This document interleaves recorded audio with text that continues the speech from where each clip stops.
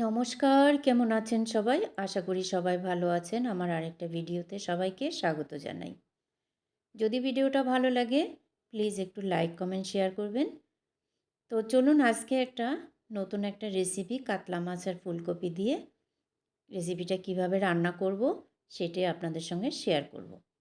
তার জন্য প্রথমেই আমি 4 পিস কাতলা মাছ নিয়ে নিয়েছি। সামান্য নুন, হলুদ দিয়ে আর একটু সর্ষের তেল দিয়ে ভালো করে মেখে নিচ্ছি। সর্ষের তেলটা দেওয়ার কারণ হচ্ছে মাছটা যাতে কড়াইতে ধরে না যায়। তার মধ্যে ফুলকপিগুলোও কেটে নিয়েছি, দেখতেই পাচ্ছেন এরকম সাইজ করে ফুলকপি কেটে নিয়েছি। আর নিয়ে নিচ্ছি একটা আলু। আলুটাও 4 ফালি করে দেব। একটা মাঝারি সাইজের আলু 4 ফালি করে দিলাম। আর দিয়ে দেবো একটা টমেটো। টমেটোটাও কিন্তু এইভাবে কেটে নিতে হবে। শীতকালের যে কোনো সবজি টমেটো ধনেপাতা দিয়েই কিন্তু রান্নাটা বেশ ভালো হয়। তো তার জন্য কিন্তু খুব একটা মশলাও লাগে না শীতকালের সবজি। তো যাই হোক, দুটো কাঁচা লঙ্কাও নিয়ে নিলাম। এরপরে ধনেপাতাটাও কিন্তু একটু কুচিয়ে নেব। এই মাছের ঝোলটার জন্য একটা স্পেশাল মশলাও বানিয়ে নেব। সেই মশলাটা দিয়েই কিন্তু মাছটা রান্না হবে। তো একটা ব্লেন্ডারের বাটি নিয়ে নিলাম, তার মধ্যে 2 চামচ তিল দিয়ে দিলাম। আর দিয়ে দিলাম 1 চামচ পোস্ত। তারপরে ওই কাঁচা লঙ্কা দুটো এবার জল দিয়ে এটাকে একটুখানি ভিজতে দেব। ভেজার পরে তারপরে এটাকে ব্লেন্ড করে নেব। তো যাই হোক, এটাও ব্লেন্ড করা হয়ে গেছে। এর মধ্যে দেখুন আমি 4-5 কোয়া রসুন আর এক টুকরো আদা নিয়ে নিয়েছি। এটাকেও কিন্তু আমি একটু ব্লেন্ড করে নেব।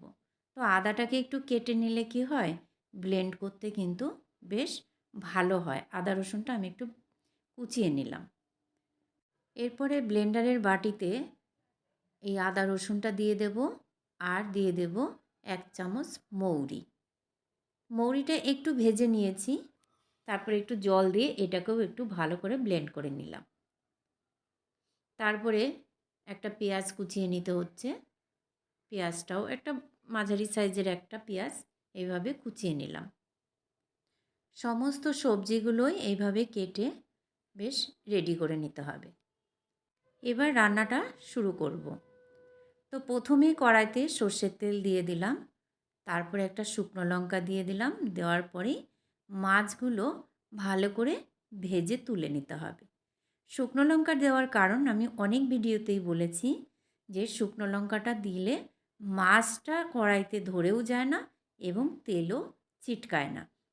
তো এইভাবে কিন্তু উল্টে পাল্টে আমি কিন্তু মাছগুলোকে ভালো করে ভেজে নেব। দেখুন মাছগুলো ভাজা হয়েই গেছে। এবার আমি একটা পাত্রে তুলে নেব মাছগুলো। মাছগুলো তুলে নেওয়ার পরে যে মাছের তেলটা রয়েছে তার মধ্যেই গোটা গরম মশলা, তেজপাতা, একটু জিরে আর সামান্য একটু চিনি কালারের জন্য এগুলো ফোড়ন দিয়ে তার মধ্যে দিয়ে দিলাম ফুলকপি আর আলু। এটা আমি আগে থেকে একটু ভাপিয়ে নিয়েছি। তারপরে কিন্তু দিয়ে দিলাম। দেওয়ার পরে ফুলকপি আর আলুটা একটু ভালো করে ভেজে নেব। আপনারা চাইলে ফুলকপি এবং আলু আলাদা করে ভেজে তুলে নিতে পারেন। তো আমি একবারেই দিয়ে দিলাম, যেহেতু অল্প রান্না একটু বেশি হলে কিন্তু ভেজে নিতাম। তো যাই হোক, ফুলকপি আর আলু ভাজা হয়ে গেলে মোটামুটি তখন দিয়ে দিতে হবে ওই কোচানো পেঁয়াজটা। পেঁয়াজটাও মোটামুটি তেলের মধ্যে একটু ভাজা হয়ে গেছে। তখন আমি দিয়ে দিলাম আদা রসুনের পেস্ট। এই আদা রসুন আর যে মৌরিটা ছিল সেই পেস্টটা কিন্তু দিয়ে দিলাম। দিয়ে তেলের মধ্যে এইভাবে একটুখানি নেড়ে নিলাম। বেশ একটু এটাও ভাজা ভাজা হয়ে গেল, কাঁচা গন্ধটা যাতে না থাকে। এই অবস্থায় দিয়ে দেব টমেটো কেটে রেখেছি সেই টমেটোটা। টমেটোটাও বেশ একটু ভালো নরম হয়ে আসলে তখন দিয়ে দেব স্বাদ মতো নুন এবং হলুদ। তো এইভাবে নাড়তে থাকবো। নেড়ে এবার দিয়ে দেব স্বাদ মতো লবণ।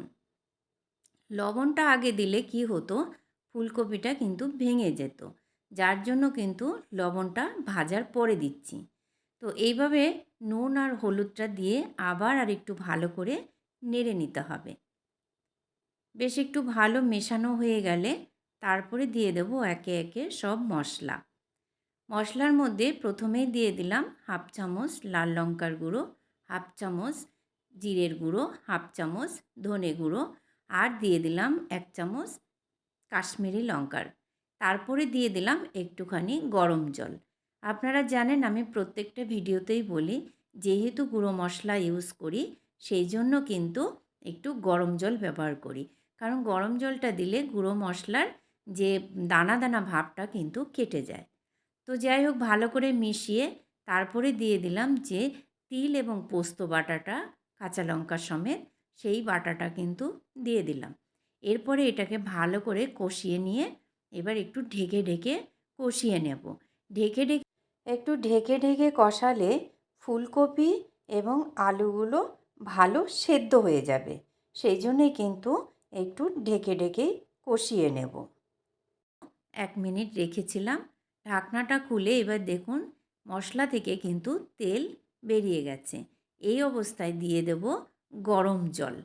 তো এখানে কিন্তু আমি পুরোটাই কিন্তু গরম জলই ব্যবহার করছি, কারণ যে কোনো তরকারির ঝোলটা গরম জলটাই দিলে টেস্টটা কিন্তু ভালো থাকে। তারপরে জলটা দেওয়ার পরে মাছগুলোকে আমি দিয়ে দিলাম। ওপর থেকে স্বাদ বাড়ানোর জন্য আমি কিন্তু ধনেপাতা কুচিও দিয়ে দিলাম। তারপরে কিন্তু 2 মিনিট ঢেকে এটাকে রান্না করলাম। এই অবস্থায় কিন্তু মিডিয়াম লো ফ্লেম রাখতে হবে। তো রান্নাটা প্রায় কমপ্লিট। গরম ভাতের সাথে এরকম একটা মাছের ঝোল আপনারা একবার বানিয়ে খেয়ে দেখতে পারেন। পুরো ভিডিওটা দেখার জন্য অসংখ্য ধন্যবাদ। পরের আরেকটা ভিডিওতে দেখা হবে।